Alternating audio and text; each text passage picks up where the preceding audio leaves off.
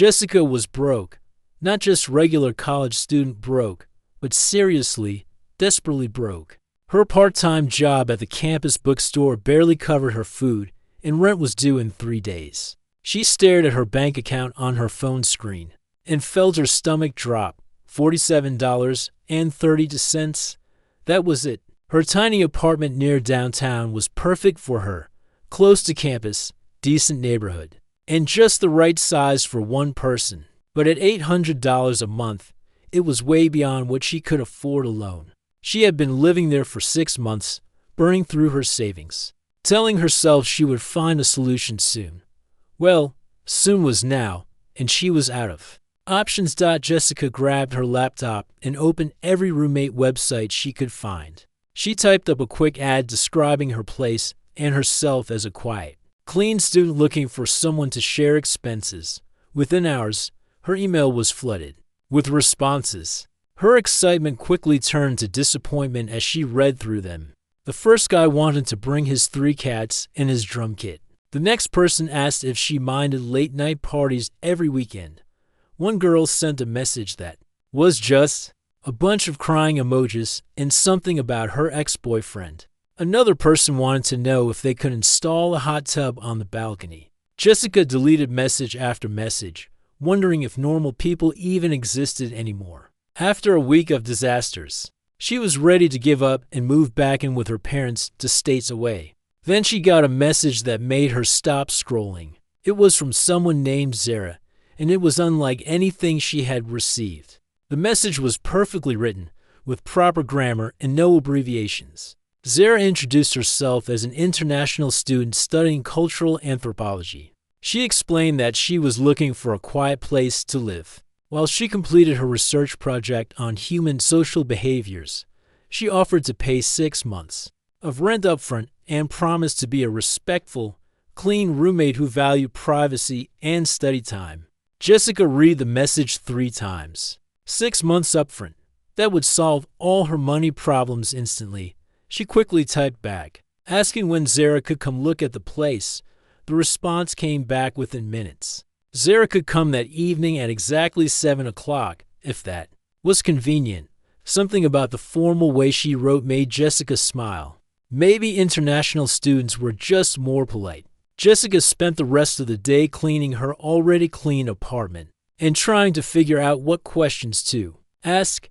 She had never lived with someone from another country before. Should she ask about dietary restrictions, different customs? She made a mental list of practical roommate questions and tried not to get too excited about the 6 months rent offer. At exactly 7 o'clock, there was a soft knock on her door. Jessica opened it and immediately felt like she was meeting someone famous. The woman standing in her doorway was tall and graceful, with the kind of posture that made Jessica automatically straighten her own shoulders. Her skin was pale and seemed to have an unusual glow, like she spent a lot of time in expensive spas. Her hair was silver white, but she looked young, maybe early 20s. Most striking were her eyes. They seemed to shift from blue to green to gray as she moved her head. She was wearing a black business suit that probably cost more than Jessica made in 2 months. Everything about the outfit was perfect. The fit, the fabric, the way it was pressed. But somehow, it looked wrong on her. Not wrong like it didn't fit, but wrong like she wasn't comfortable in it. Like she was wearing a costume. "Hello," the woman said with a slight smile. "I'm Zara. Thank you for agreeing to meet with me." Her voice was soft but clear, with perfect pronunciation. She didn't have an accent exactly, but there was something careful about the way she spoke, like she was thinking about each word before saying it. "Hi, come in, please," Jessica said, stepping aside. "I'm Jessica. Welcome to the place." Zara walked into the apartment and stood in the center of the living room, turning slowly in a complete circle. She tilted her head to one side, like she was listening to something Jessica couldn't hear. Then she nodded once, as if confirming something to herself. "This space has good energy flow," Zara said. "The windows face east and west for optimal light exposure. The acoustics suggest solid construction. Very suitable." Jessica blinked. That was not how most people describe apartments, but okay. Great. So, tell me about yourself. What are you studying? I'm researching human social patterns and cultural behaviors for my doctoral thesis. Zara replied, I am particularly interested in daily routines, interpersonal interactions, and the reasoning behind various customs. That sounds fascinating, Jessica said, and meant it. Where are you from originally? Zara paused for just a moment too long. Very far from here. A small place you probably have not heard of. I have been traveling for my research for some time. She moved around the apartment with fluid steps, examining everything with intense focus. She spent a long time looking at the thermostat, running her fingers along the walls, and staring at the ceiling fixtures. When she got to the kitchen, she opened the refrigerator and studied the contents like they were museum exhibits. Do you cook? Jessica asked. I consume nutrients as required, Zara replied, then seemed to catch herself. Yes, I prepare simple meals. I do not require much space for food storage. Jessica showed her the bedroom that would be hers, and Zara walked to the window first, looking out at the view for several minutes. She tested the light switch multiple times and spent an oddly long time examining the electrical outlets. The room meets my requirements, Zara finally announced. I would like to proceed with the living arrangement. Okay, great, Jessica said. Do you want to discuss house rules or schedules or anything like that? I am very adaptable, Zara said. I keep regular hours, maintain cleanliness, and prefer minimal social interaction during work periods. I believe we will coexist peacefully. Something about the way she said coexist made Jessica pause. But she pushed the thought away. This was too good to be true. A quiet, clean roommate who could pay 6 months up front and didn't want to throw parties or bring random people over. Perfect, Jessica said. Should we talk about the lease and deposit and everything? Zara reached into her suit jacket and pulled out an envelope. I have brought the deposit and first payment in cash. As promised, I can sign any required documents. Immediately, Jessica stared at the envelope. Who carried that much cash around? But her bank account was still sitting at $47, and rent was still due in 3 days. Wow, okay, let me grab the lease paperwork. She fetched the documents from her desk, and Zara signed them without reading a single line. Her signature was precise and flowing.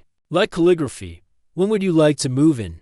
Jessica asked. Tomorrow. If acceptable. I travel light. And just like that, Jessica's money problems were solved. As she walked Zara to the door, she felt like she had won the lottery. A polite, quiet, well-dressed roommate who paid up front and didn't ask difficult questions. What could go wrong? I look forward to our cohabitation, Zara said formally as she left. Jessica watched her walk down the hallway with those same fluid, graceful steps. Even from behind, something about the way Zara moved seemed different, like she was floating just slightly above the ground. But with 6 months of rent sitting on her kitchen table, Jessica decided that a slightly unusual roommate was exactly what she needed.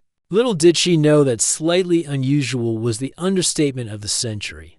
The first sign that something was off happened on Tuesday morning. Jessica woke up to find Zara in the kitchen, making coffee while wearing a thick winter coat, snow boots, and sunglasses.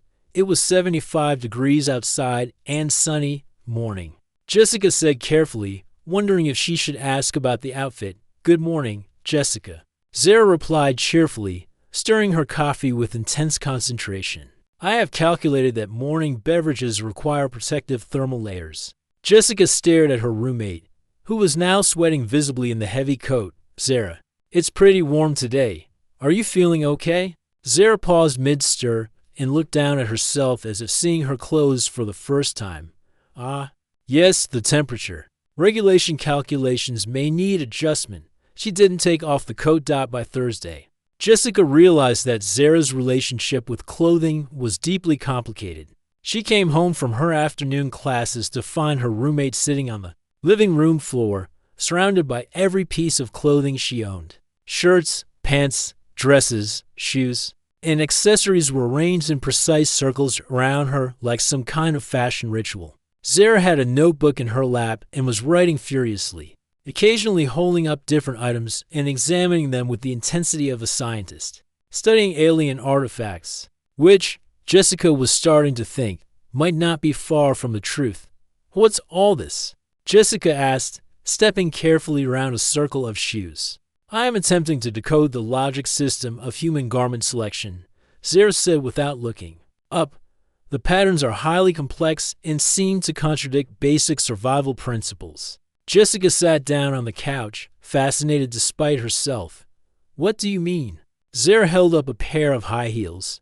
"These items elevate the foot to an unstable position, making movement difficult and potentially dangerous, yet humans wear them frequently. I cannot determine their purpose." "Well, they're for looking nice," Jessica said. "You know, for special occasions or when you want to dress up." Zara wrote this down with great seriousness. "Looking nice equals foot instability?" "Understood." She picked up a heavy sweater. "And this thick covering is worn when environmental temperatures drop, right, to keep warm. But yesterday I observed a human wearing similar thick covering when the temperature was quite elevated. She appeared to be experiencing thermal distress but continued wearing it." Jessica thought about this. Maybe it was her style choice. Or she was coming from somewhere air-conditioned. Or, style choice, Zara repeated, writing frantically. "So garment selection is not purely functional, but also aesthetic and social signaling?" "Exactly." Zara looked up with something that might have been excitement. "This explains why you wear different foot coverings for different activities, despite your feet remaining the same size and shape."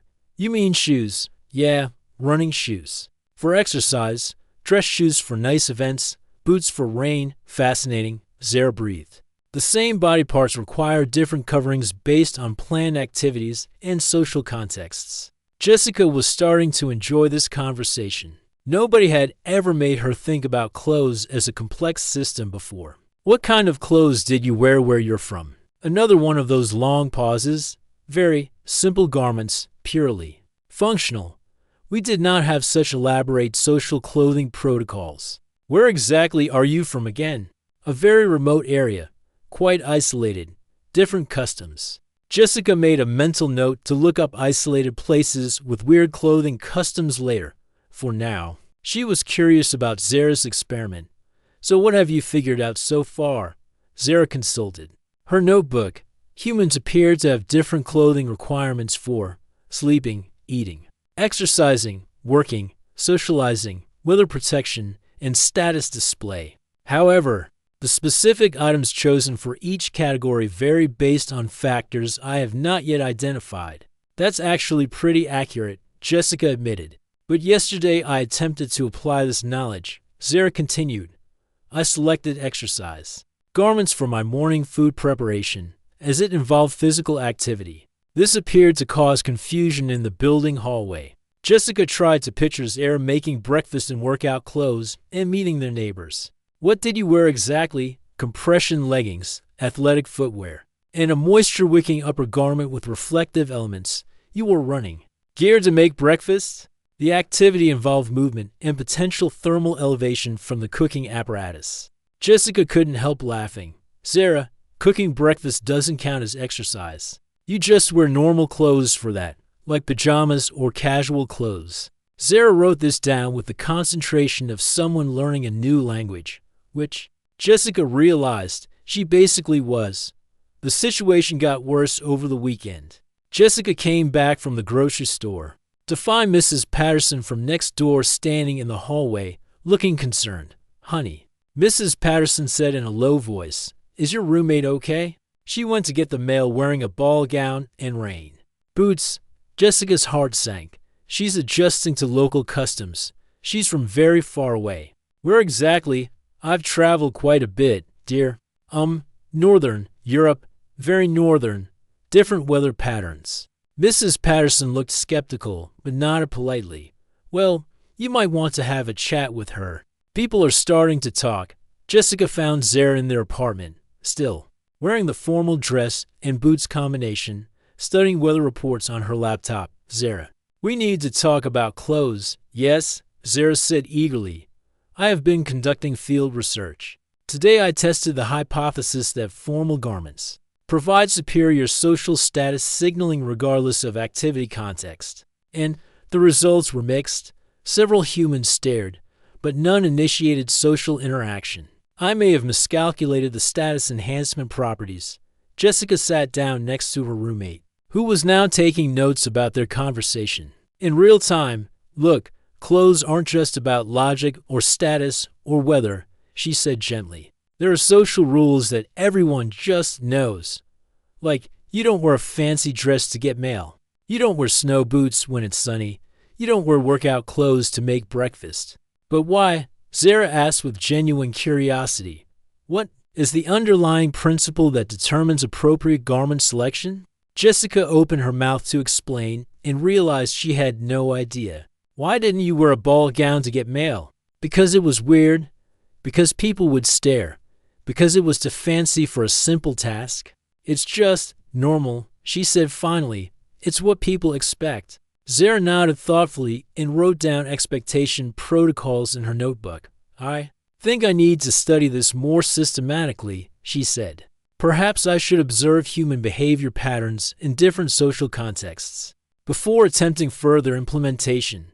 That's actually a really good idea, Jessica said, impressed by Zara's scientific approach. Will you assist me in this research? As a native subject, your insights would be valuable. Jessica found herself agreeing. There was something endearing about Zara's intense curiosity about things most people never questioned, and if it helped her roommate avoid wearing evening gowns to check the mail, everybody would benefit. Sure, she said. We can start with basic everyday outfits and work our way up to more complicated situations. Zara beamed at her with that strange, shifting color eyes. Excellent. This cultural immersion approach should yield much better data. Jessica had no idea she had just agreed to become an anthropological consultant for someone who was studying humanity from the outside. But as she watched Zara carefully document their conversation, she couldn't shake the feeling that her roommate wasn't just from a different country. She was from a different world entirely. Jessica woke up on Thursday morning feeling pretty good about the progress she and Zara had made. They had spent the past week going through basic clothing rules, and Zara seemed to be getting the hang of it. No more evening gowns for mail runs. No more winter coats in summer heat. Things were looking normal. She padded to the kitchen in her pajamas, looking forward to her morning coffee and maybe some toast. She was thinking about her morning psychology class and whether she had remembered to charge her laptop when she walked into the kitchen and froze. Zara was sitting at the small dining table, completely without clothes, calmly eating a bowl of cereal and reading the newspaper like it was the most normal thing in the world. Jessica's brain took a full 3 seconds to process what she was seeing. Her mouth opened and closed like a fish out of water. She blinked hard, thinking maybe she was still dreaming. But when she opened her eyes, Zara was still there, still completely undressed, still casually turning a page of the newspaper. Good morning, Jessica, Zara said pleasantly, not looking up from the sports section. I believe I have solved our clothing efficiency problem, Zara, Jessica squeaked, spinning around to face the wall. What are you doing? Eating breakfast and reviewing current events, Zara replied, sounding genuinely confused by the question. Would you like some coffee? I prepared extra. That's not what I meant, Jessica said, her voice going higher than she intended. Why aren't you wearing clothes? There was a pause, followed by the sound of Zara setting down her spoon. She said. You are referring to my garment selection, or lack thereof. Yes, exactly. Why are you like this? I have conducted extensive analysis of our previous discussions regarding clothing protocols. Zara explained in the same tone she might use to describe a science experiment. After careful consideration, I have concluded that the most efficient solution is to eliminate the variables entirely. Jessica risked a glance over her shoulder. Zara was looking at her with those color-shifting eyes, her head tilted in that listening position she always did, completely unbothered by her state of undress. Eliminate the variables, Jessica repeated weakly, precisely. You explained that clothing selection is based on weather, social context, planned activities, status signaling, and comfort considerations. However, these factors often contradict each other, creating decision paralysis and frequent social errors. Zara stood up from her chair, and Jessica quickly turned back to face the wall. By removing clothing from the equation, Zara continued, I eliminate the possibility of making incorrect choices. No garment selection means no garment selection errors.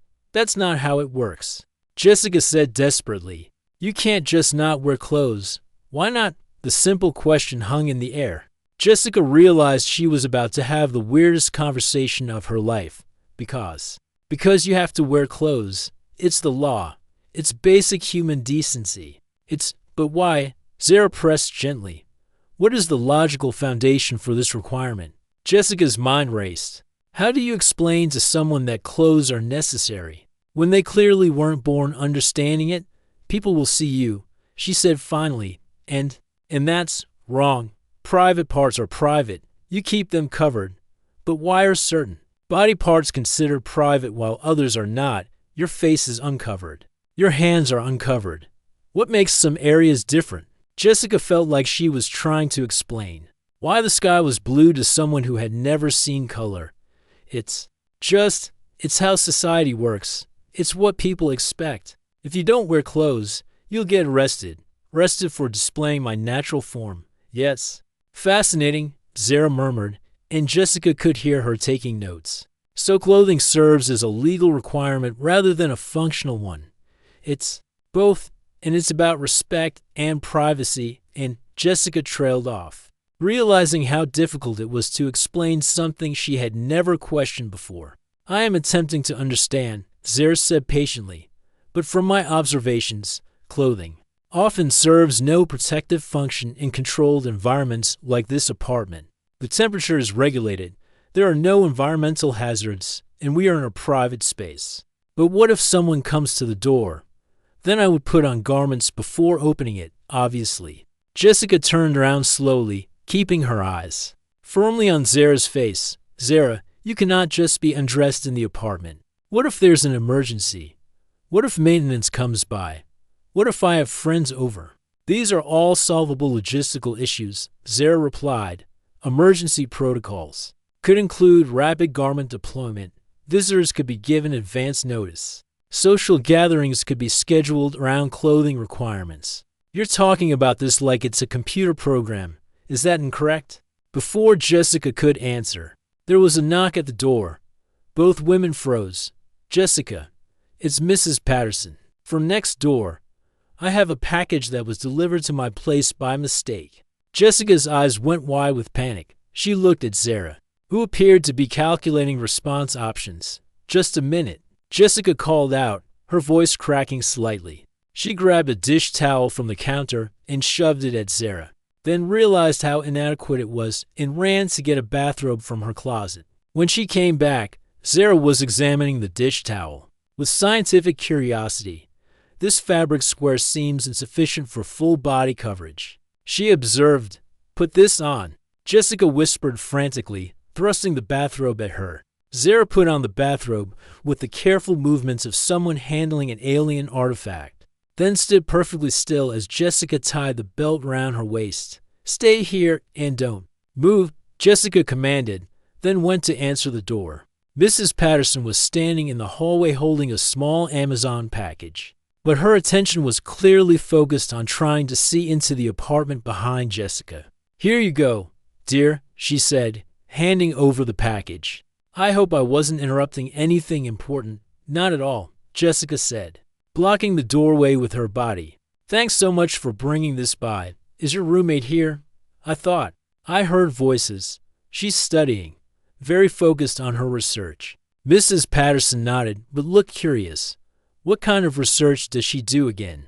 Something with cultural studies. Yes, exactly. Cultural anthropology. Very intensive program. How interesting.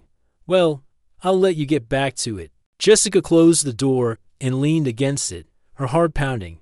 When she turned around, Zara was standing exactly where she had left her, still wearing the bathrobe, looking like she was solving a complex equation in her head. That was a useful data point, Zara said thoughtfully.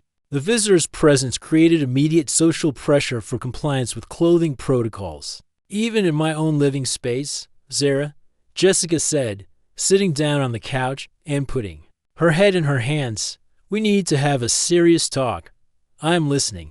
You can't just decide that clothes are optional based on logic. Human society doesn't work that way. There are rules that everyone follows, even if they don't make perfect sense. But why do humans follow illogical rules?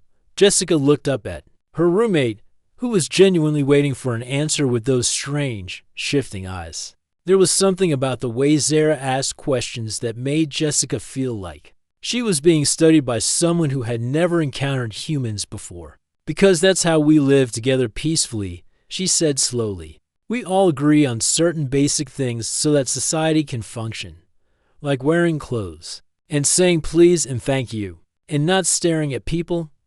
Zara said, nodding. Social contract theory. Mutual agreements that benefit group cohesion even when individually illogical. Jessica blinked. Yeah, exactly. So clothing serves as a social signal that I am willing to participate in group norms, even when those norms are functionally unnecessary, right? And failure to comply with these norms results in social rejection and potential legal consequences. Yes, Zara sat down across from Jessica, carefully arranging the bathrobe. This is much more complex than I initially calculated. Clothing is not just about protection or status. It is about demonstrating membership in the social group. Exactly, Jessica said, feeling like they were finally getting somewhere. I will need to revise my approach, Zara continued. Thank you for this educational interaction. Your explanations have been most illuminating. Jessica smiled, feeling proud of herself for getting through to her unusual roommate. However, Zara added, I still do not understand why humans evolved such complicated social requirements around their natural physical form. And just like that, Jessica realized they weren't anywhere close to normal yet. After the bathrobe incident, Jessica couldn't stop thinking about Zara's strange questions. The way she talked about humans like she was studying them from the outside. The way she approached everything like it was a fascinating puzzle to solve. The way her eyes seemed to shift colors when she was thinking hard. Jessica started paying closer attention to her roommate's behavior, like how Zara never seemed to sleep but was always awake. When Jessica got up, sitting in the same spot on the couch reading the same book, or how she ate food with perfect precision, cutting everything into exact equal pieces, or how she sometimes stood at the window for hours, staring at the sky like she was waiting for something. The breaking point came on a Saturday afternoon. Jessica had been at the library all day working on a research paper, and she came home. Exhausted and stressed, she dumped her backpack by the door and called out her usual greeting. Hey Zara, I'm home. She heard a crash from the kitchen, followed by what sounded like Zara talking to herself in a language that definitely wasn't English, or any language Jessica had ever heard before. It sounded almost musical, like a combination of humming and clicking sounds. Jessica walked toward the kitchen and stopped in the doorway. Zara was standing next to the sink, looking down at a broken coffee mug on the floor. But what made Jessica's breath catch wasn't the mess, it was Zara's skin. Her roommate's normally pale skin was glowing with soft blue and purple patterns that moved and shifted like living art. The colors flowed across her arms and neck in waves, pulsing gently like a heartbeat made of light. Zara looked up and saw Jessica staring. For a moment, neither of them moved. Then the colors on Zara's skin began to fade, returning to its normal pale tone. I broke your mug, Zara said quietly. I will replace it. Jessica stood there with her mouth open, trying to process what she had just seen. Zara, she said slowly, what was that? What was what? Your skin. It was glowing with colors. Zara's shoulders dropped slightly, like someone who had been caught doing something they weren't supposed to. You were not supposed to see that, but I did see it. What are you? The question hung in the air between them. Zara stood perfectly still for a long moment, and Jessica could almost see her calculating different responses in her head. I think, Zara said finally, that we should sit down for this conversation. They moved to the living room, and Jessica perched on the edge of the couch, her heart racing. Zara sat across from her, looking nervous for the first time since Jessica had known her. I have not been entirely truthful about my background, Zara began. No kidding, Jessica said. Then immediately felt bad for being sarcastic. Sorry, I'm just confused. Your confusion is understandable. I'm not from any country on this planet. Jessica stared at her. What do you mean? I mean, I am from a different world entirely. What you would call an alien. The words should have sounded crazy. Jessica should have laughed or thought Zara was having some kind of breakdown. Instead, everything suddenly made perfect sense. The strange behavior, the scientific approach to human customs. The way she talked about people like she was studying a different species. You're an alien. Jessica repeated slowly. Yes, from a star system your people call Andromeda. I'm here conducting research for my doctoral dissertation on primitive civilizations. Primitive civilizations? Jessica felt a little offended despite everything. I apologize. That is the academic term we use. No disrespect is intended. Jessica's mind was spinning with a million questions. So the glowing skin thing, my species, communicates partially through chromatic displays. Skin patterns convey emotional states and complex information. I have been suppressing this natural function to blend in with humans. And the weird relationship with clothes? My people do not wear coverings except for protection in extreme environments. The concept of decorative or social garments is completely foreign to us. Jessica laughed, a slightly hysterical sound. That explains so much. I realize this information may be distressing, Zara said carefully. I was hoping to complete my research without revealing my true nature. How long have you been studying us? I mean, humans. I have been on Earth for 6 months. Living with you has provided invaluable insights into human domestic behavior and social customs. So I'm like the test subject. Zara's skin flickered with faint pink colors before she controlled it. Initially, yes, but that changed rather quickly. What do you mean? I was not prepared for the emotional complexity of human relationships. My research plan did not account for the development of what you call friendship. Jessica felt a strange mix of emotions. Part of her was upset about being studied without knowing it, but part of her was fascinated. She was living with an actual alien being who was learning about humanity through their daily interactions. So what happens now? She asked. Do you report back to your planet about how weird humans are? My research is not complete, Zara said. I still have much to learn about human culture. But I cannot continue to deceive you about my nature, can you show me the real you? I mean, Zara hesitated. Are you certain? It may be startling, I'm sure. Slowly, Zara relaxed the control she had been maintaining over her appearance. Her skin began to glow again, this time with gentle waves of gold and green. The patterns were beautiful, like living artwork flowing across her body. Her eyes brightened, the colors shifting, becoming more pronounced. Even her hair seemed to catch light differently. Wow, Jessica breathed. You're beautiful. The colors on Zara's skin shifted to warm pink tones. That coloration indicates pleasure and gratitude, she explained. Your acceptance means more than you know. Can you control it, the colors? To some extent. But emotions often override conscious control. It is one reason why maintaining human appearance has been challenging. Jessica found herself smiling. This is the coolest thing that has ever happened to me. You are not afraid. Should I be? Some humans might find my presence threatening. Jessica thought about this. Are you here to hurt people or study us or anything like that? Only to study and learn. My species believes that understanding other civilizations makes us all wiser. Then no, I'm not afraid. But I do have about 1,000 questions.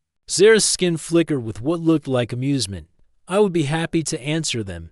Though, perhaps we should establish some new living arrangements first. What do you mean? Now that you know my true nature, I hope we can find a compromise regarding clothing that accommodates both human social requirements and my species' natural needs. Jessica grinned. I think we can work something out. But first, I want to know everything. What's your planet like? How did you get here? Do other aliens visit Earth? Those are excellent questions, Zara said, her skin now glowing with bright Happy colors. I have waited weeks to be able to discuss these topics honestly, as they settled in for what Jessica suspected would be a very long conversation. She realized that having an alien roommate was going to be even more interesting than she had imagined, and somehow, despite everything, it felt like the beginning of a real friendship rather than the end of a normal living situation. The only thing she wasn't sure about was how she was going to explain this to Mrs. Patterson. 3 months after the big revelation, Jessica's life had settled into a new kind of normal. A weird, wonderful, occasionally challenging kind of normal that involved living with someone from another galaxy. True to her word, Zara had been completely honest about everything. She explained how her species had been studying Earth from a distance for decades, fascinated by humanity's complex social structures. She showed Jessica pictures of her home world through a device that looked like a crystal tablet, but displayed three-dimensional images that moved like tiny windows into another reality. The clothing situation had worked itself out through compromise and creativity. At home, Zara wore simple, flowing garments that let her skin breathe and display colors when she was relaxed. She had learned to appreciate soft fabrics and loose fits, creating her own unique style that was part human fashion, part alien comfort for public appearances. She had developed what she called her human presentation mode. She could suppress her color-changing abilities and maintain normal skin tone, though Jessica had learned to recognize the slight tension around Zara's eyes when she was working hard to maintain the illusion. The most surprising development was how much Jessica had learned about her own culture by explaining it to someone from outside. Zara's questions had made her think about things she had never questioned before. Why did humans shake hands when meeting? Why did they say bless you when someone sneezed? Why did they find certain foods disgusting while other cultures ate them happily? It is remarkable, Zara had said one evening while they watched a cooking show together. How much of human behavior is based on learned patterns rather than logical necessity? Welcome to being human, Jessica had replied. Half the time we don't know why we do things either. The real test of their friendship came when Zara's research deadline approached. She had been on Earth for almost a year, and her academic advisors were expecting her to return with her completed dissertation. Jessica found her roommate sitting at their kitchen table one morning, staring at her crystal device with an expression of deep concentration. Her skin was flickering between blue and purple, which Jessica had learned meant she was stressed or conflicted. Everything okay? Jessica asked, pouring herself coffee.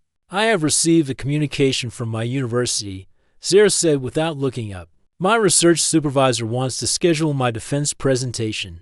That's good, right? You've been working on this for months. Yes, but Zara's colors shifted to a deeper blue. Defending my dissertation means returning home. My residency permit for Earth expires once my academic work is complete. Jessica felt her stomach drop.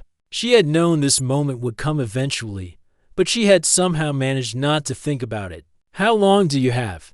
2 weeks to submit my final research. Then I am expected to return immediately. They sat in silence for a while, both processing what this meant. Jessica realized that somewhere along the way, she had stopped thinking of Zara as her weird alien roommate and started thinking of her as her best friend. What if you stayed longer? Jessica asked finally, extended your research or something. I have considered this, Zara admitted, but my visa, as you call it, is very specific, and my family expects me to return. I have responsibilities on my home world. What kind of responsibilities? Zara's skin flickered with soft pink tones. I have been offered a position at our most prestigious research institute, leading a new department focused on interspecies cultural studies. That's amazing, Jessica said, meaning it despite her sadness. You'd be perfect for that. The position is partly based on the success of this research project. My work here on Earth has exceeded all expectations. Jessica smiled, though it felt a little forced. I'm proud of you, and I'm going to miss you like crazy. I will miss you as well, Zara said, her colors shifting to warm gold tones. You have been far more than a research subject. You have been a true friend.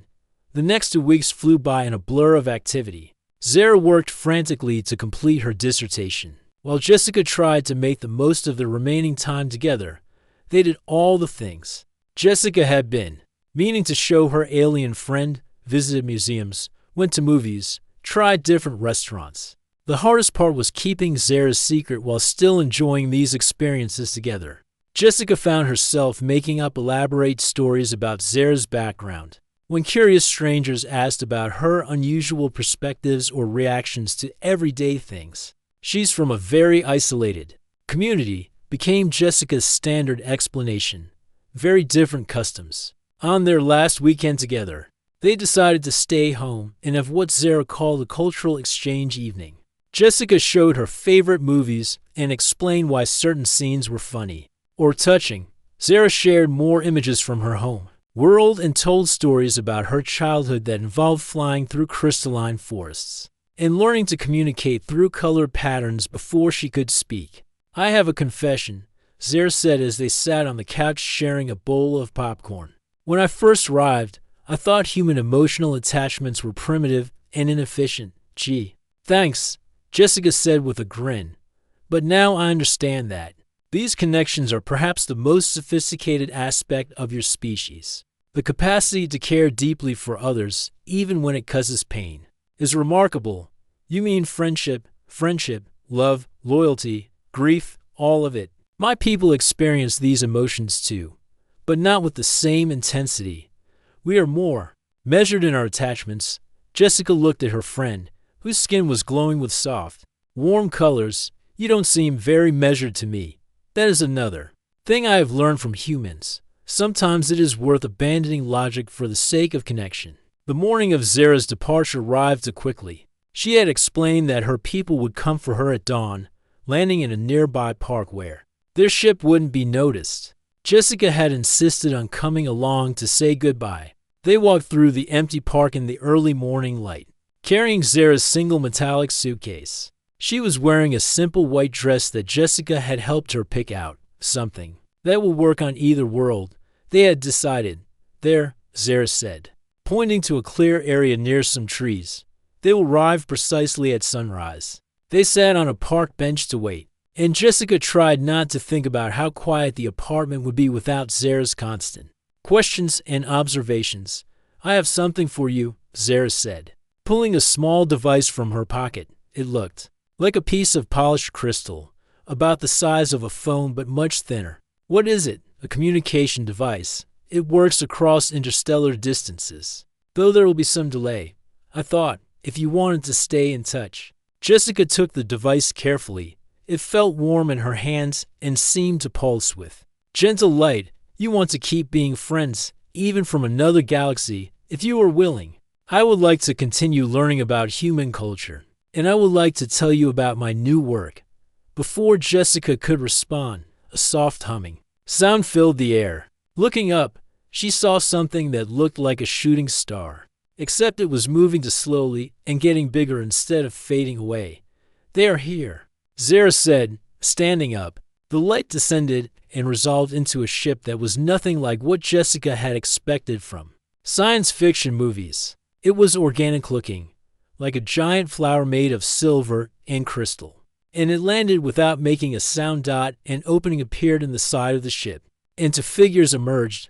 They looked similar to Zara, but taller, with skin that glowed in constant, shifting patterns. They spoke to Zara in that musical language Jessica had heard once before, and Zara responded in the same flowing tones. "My colleagues," Zara explained to Jessica. "They are eager to meet you. I have told them much about human friendship customs." Jessica found herself shaking hands with beings from another world, trying to act normal while her mind reeled with the impossibility of the situation. "Thank you for caring for our researcher," one of them said in accented but clear English. "Your friendship has been an important part of her education. She's been amazing." Jessica managed to say, "You're lucky to have her." Too soon. It was time for final goodbyes. Zara hugged Jessica tightly, her skin glowing with warm, golden light. "Thank you for teaching me that logic is not the only way to understand the universe," she said softly. "Thank you for teaching me to question everything," Jessica replied. As the ship lifted off and disappeared into the lightening sky, Jessica stood alone in the park, holding an alien communication device and trying to process the fact that her roommate had just left for another galaxy. Her phone buzzed with a text from Mrs. Patterson. "Haven't seen your roommate lately. Did she move out?" Jessica looked up at the sky, then down at the crystal device in her hand. It was already glowing softly, indicating an incoming message. She smiled and texted back. "She had to go home for family reasons, but I think she'll be visiting again soon." And for the first time in her life, Jessica knew that the universe was much bigger, much stranger, and much more wonderful than she had ever imagined.